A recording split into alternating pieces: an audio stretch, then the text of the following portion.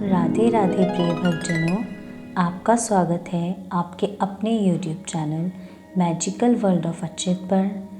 आज हम इस वीडियो में अयोध्या कांड सुनेंगे। श्री राम ने अपना संपूर्ण जीवन जनहित में समर्पित कर दिया। अपने आचरण से उन्होंने सबका हृदय जीत लिया था। विशेषकर माँ कौशल्या तो राम जैसे पुत्र को पाकर फूली नहीं समाती थी। श्री राम बड़ों का आदर करते थे और छोटों को स्नेह देते थे। विद्वानों के प्रति उनके हृदय में असीम सम्मान के भाव थे। ब्राह्मणों व ऋषि मुनियों के प्रति पूजा भाव था। श्री राम राजनीति में निपुण थे तो युद्ध विद्या में निष्णात। वे निरीहों के सहायक, अत्याचारियों के संहारक और धर्मात्माओं के रक्षक थे। श्री राम में आलस्य का तो नामो निशान भी नहीं था। प्रमाद से वे कोसों दूर थे। उन्होंने जिस महान उत्तरदायित्व को निभाने के लिए जन्म लिया था उसका उन्हें भली भांति ज्ञान था। कई दिन राजी खुशी से व्यतीत हो गए। श्री राम सीता को पाकर विभोर हो गए थे। दोनों का एक दूसरे के प्रति अद्वितीय अनुराग था। सीता तो श्री राम का एकांत प्यार पाकर सब कुछ पा गई थी। चेहरे पर ऐसा निखार आ गया था जैसे सर्वगुण संपन्न लक्ष्मी ही प्रकट हो गई हो। इस प्रेम और अनुराग में लंबे 12 वर्ष कैसे व्यतीत हो गए इसका किसी को भी पता नहीं चल सका। महाराजा दशरथ वृद्ध हो चले थे। राज्य कार्य से निवृत्त होकर अब वे विश्राम करना चाहते थे। अपने चारों पुत्रों के प्रति उन्हें बराबर लगाव था। हाँ, श्री राम के प्रति कुछ विशेष झुकाव ज़रूर था। श्री राम थे भी तो अनुपम। न सिर्फ पराक्रम में उनका कोई मुकाबला करने वाला था, सुशील और सदाचारी भी खूब थे। उनमें वे सारे गुण मौजूद थे जो एक योग्य शासक में होने चाहिए। अतः महाराजा दशरथ अपने बाद श्री राम को ही कौशल नरेश बनाना चाहते थे। राम राज्य कार्य में अपने पिता की सहायता भी करते थे। जन जन में समादुत राम का व्यक्तित्व इतना प्रभावशाली और आकर्षक था कि एक दृष्टि में वे किसी को भी अपना बना लेते थे। सौम्य, गंभीर, सुंदर, क्षमाशील, उदार, सात्विक, यह थी उनकी चारित्रिक विशेषताएं। तभी तो उन्हें पुरुषोत्तम श्री राम कहा जाता है। सभी को पता था कि उनका भावी राजा राम है। बस उन्हें प्रतीक्षा थी तो इस बात की कि वे सिंहासन पर कब बैठेंगे। स्वयं महाराजा दशरथ की चिंता की मुख्य धारा भी यही थी कि राम कब शासनभार संभालकर उन्हें राज्य कार्य के भार से मुक्त करेंगे। बस एक ही इच्छा थी उनकी, जीते जी ज्येष्ठ पुत्र को सिंहासन पर आसीन देखें। ऐसा प्रजावत्सल राजा जन सामान्य को कहाँ मिलेगा। काफ़ी सोच विचार के बाद उन्होंने यह तय कर लिया था कि श्री राम को ही देश का राजा बनाना उचित रहेगा और जल्दी ही। एक दिन देश के भावी राजा के बारे में विचार विमर्श हेतु महाराजा दशरथ ने सभी प्रमुख जनों, ऋषियों, मुनियों व मंत्रियों को बुलवाया। दरबार में सभा का आयोजन किया गया। महाराजा दशरथ ने सभी का यथा योग्य स्वागत करते हुए कहा, हे गुणीजनों, अब तक मैंने अपने सामर्थ्य अनुसार प्रजा का पालन किया। उनकी भलाई के लिए मुझसे जो भी हो सका वह मैंने ज़रूर किया। लेकिन अब मैं वृद्ध हो चला हूँ। प्रजा की सेवा करने में पहले जैसा सामर्थ्य नहीं रहा। अब चाहता हूँ यह महती कार्यभार श्री राम को सौंप दो। राम समर्थ है, नीतिवान है, शस्त्रों और शास्त्रों में पारंगत है, सुशील, सदाचारी है, प्रजावत्सल भी है। उन्हें सिंहासन पर बिठाकर मैं वानप्रस्थ ग्रहण करना चाहता हूँ। आप सब विद्वान जनों के सामने मैंने अपने विचार रख दिए। कृपया अपनी सम्मति दें कि मेरा विचार उचित है या नहीं।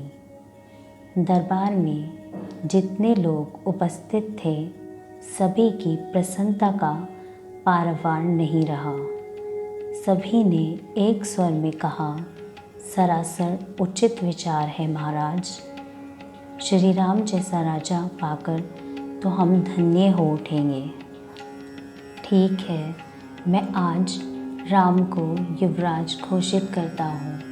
महाराजा दशरथ बोले, शीघ्र ही शुभ मुहूर्त पर राम का राज्याभिषेक होगा। आज ही देश में ऐलान करवा दो कि कौशल के आगामी राजा राम होंगे। राज तिलक के अवसर पर पधारने के लिए देश विदेश के समस्त राजाओं को निमंत्रण भेज दिया जाए और अभिषेक की तैयारी शुरू कर दी जाए। राज्याभिषेक का समय चैत्र मास निश्चित किया गया है। युवराज राम के राजा बनने की घोषणा मात्र से अयोध्या में हर्षोल्लास की लहर दौड़ गई। राजा दशरथ के विश्वस्त मंत्री सुमंत ने राजा के विचार से श्री राम को अवगत कराया तो श्री राम बोले, उनकी आज्ञा सिर माथे पर। उन्होंने मुझे इस योग्य समझा, यह मेरा अहोभाग्य है। मैं उनकी आकांक्षाओं के अनुरूप खरा उतरूं, यही मेरी कामना है। अंतपुर में उत्साह छा गया। माताएं राम के युवराज घोषित किए जाने से बहुत प्रसन्न थीं। भाई लक्ष्मण भी प्रसन्न थे। भरत शत्रुघ्न अभी ननिहाल में ही थे। उन्हें इसकी सूचना नहीं मिली थी। कैकेय राज को ही नहीं, मिथिला राजा जनक को भी यह सूचना नहीं भेजी जा सकी थी। अगले ही दिन श्री राम का यौव राज्याभिषेक करना था। श्री राम और सीता माताओं से आशीर्वाद लेकर उपवास व्रत में बैठ गए। अयोध्या में जन जन में असाधारण उत्साह छा गया। आखिर छाए भी क्यों ना, अगले दिन ही उनके प्राण प्रिय राम का राज तिलक जो होना था। अयोध्या में जो उत्साह छाया हुआ था, उसे राजमहल के छज्जे से देख रही थी मंथरा, कुबड़ी और कुरूप। मंथरा कैकेयी की परिचारिका थी।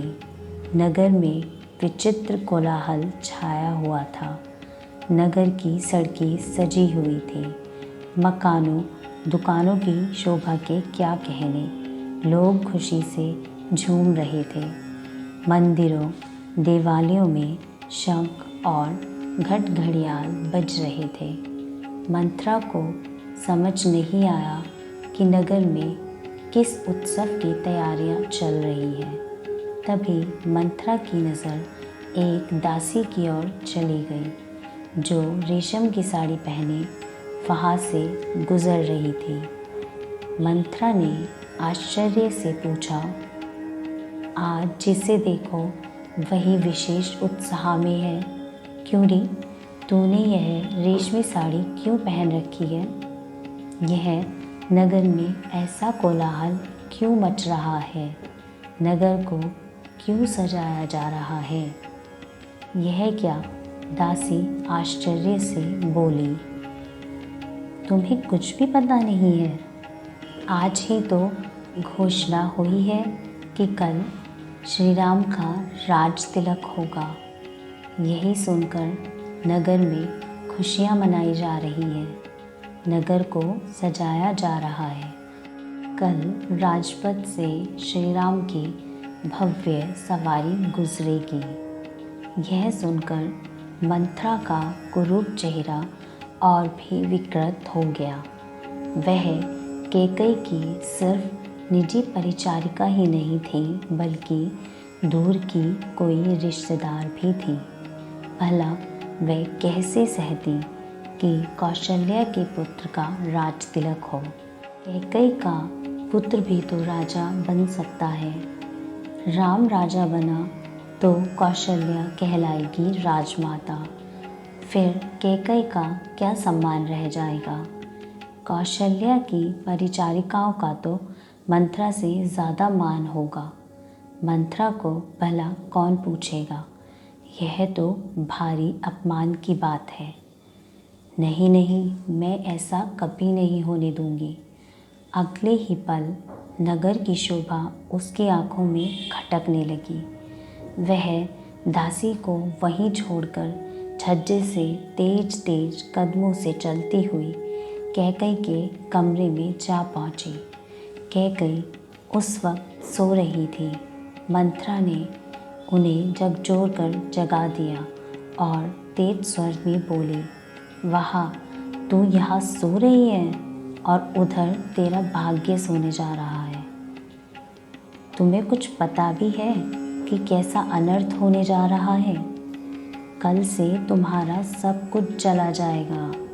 यह ठाट बाट मान सम्मान कुछ नहीं रहेगा। उठो, अब भी वक्त है, कुछ करो। कैकई हड़बड़ा कर उठ बैठी। संयम से बोली, क्या बात है मंथरा, इतना चीख क्यों रही है। लो और सुनो। मंथरा बोली, महारानी, तुमने कुछ सुना? कल राम का राज तिलक होगा। कौशल्या राजमाता कहलाएगी। यह तो बड़ी खुशी की बात है। इसमें अनर्थ कैसा। राम तो इसके उपयुक्त ही हैं। कौशल्या की राजमाता बनने से मुझे क्या आपत्ति। राम जैसे कौशल्या का पुत्र है, वैसे ही मेरा भी पुत्र है। भरत से कम प्यार नहीं करती मैं उन्हें।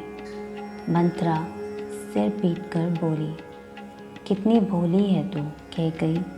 तुझे क्या पता कि राम के राजा बनते ही तुम्हारी कैसी दुर्दशा होगी। मैं तो सर्वथा तुम्हारा हित चाहती हूँ। यह अन्याय मुझसे देखा नहीं जाता। देखो तो कैसा षड्यंत्र रचा गया है। भरत को ननिहाल भेजकर राम को राजा बनाया जा रहा है। कैकई मुस्कुराई, इतना शोकाकुल मत हो मंथरा। राम भाइयों में सबसे बड़ा है, सर्वथा योग्य है। उसका राजा बनना सर्वथा उचित है। इस खुशी में मैं तुझे मोतियों की माला अर्पित करती हूँ। यह कहकर कैकई ने गले से मोतियों की माला उतारकर मंथरा को दे दी। मंथरा को कैकई का यह व्यवहार बिल्कुल भाया नहीं। वह मुंह बनाकर बोली, कैकई, यह भी तो सोचा है कि अगर राम राजा बन गया तो तुम्हारी क्या हालत होगी।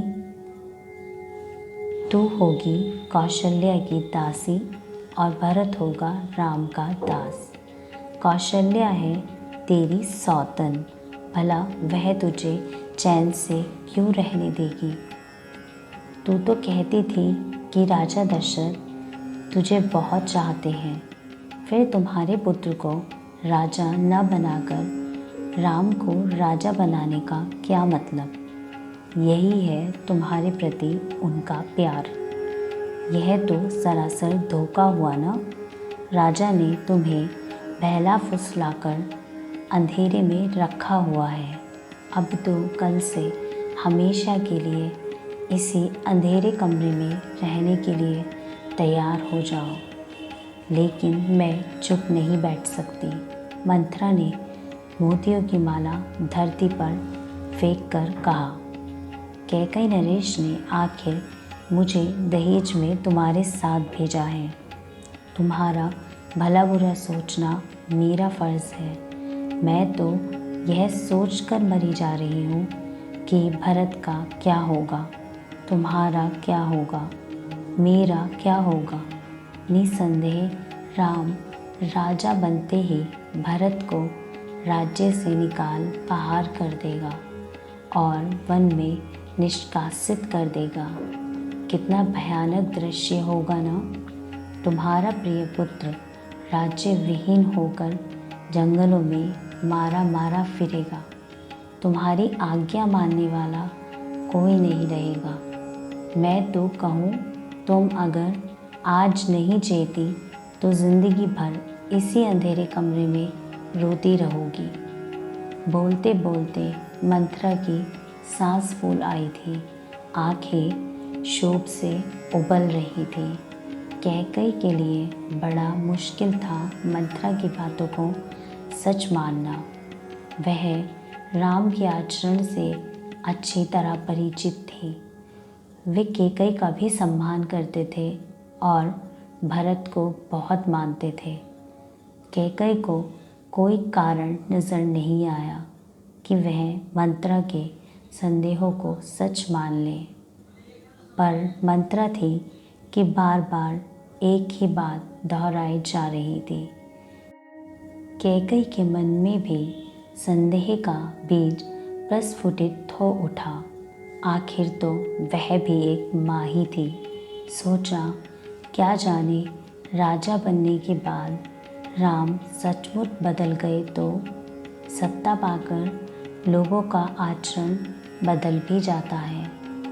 क्या ठिकाना वह भरत को बैरी मानकर वनवास दे दे तो। तब मेरा क्या होगा। क्या कौशल्या भी राजमाता बनकर मुझसे बुरा बर्ताव करेंगी। कैकई मन ही मन काँप उठी। इस वीडियो में इतना ही। अयोध्या कांड में आगे की कथा नेक्स्ट वीडियो में सुनेंगे। जय श्री राम।